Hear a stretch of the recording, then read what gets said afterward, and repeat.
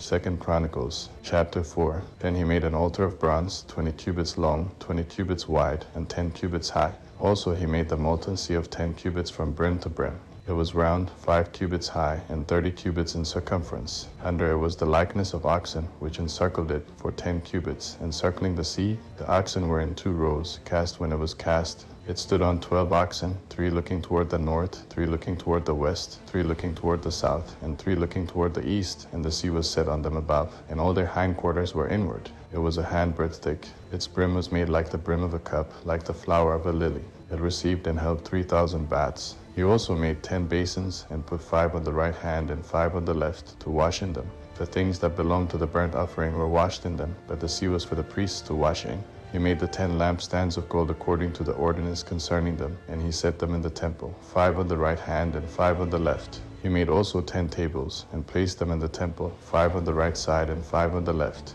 He made 100 basins of gold. Furthermore, he made the court of the priests, the great court, and doors for the court, and overlaid their doors with bronze. He set the sea on the right side of the house eastward, toward the south. Huram made the pots, the shovels, and the basins. So Huram finished doing the work that he did for King Solomon in God's house. The 2 pillars, the bowls, the 2 capitals which were on the top of the pillars, the 2 networks to cover the 2 bowls of the capitals that were on the top of the pillars, and the 400 pomegranates for the 2 networks, 2 rows of pomegranates for each network, to cover the 2 bowls of the capitals that were on the pillars. He also made the bases, and he made the basins on the bases, 1 sea and the 12 oxen under it. Huram-Abi also made the pots, the shovels, the forks, and all its vessels for King Solomon, for Yahweh's house, of bright bronze. The king cast them in the plain of the Jordan, in the clay ground between Succoth and Zereda. Thus Solomon made all these vessels in great abundance, so that the weight of the bronze could not be determined. Solomon made all the vessels that were in God's house, the golden altar, the tables with the showbread on them,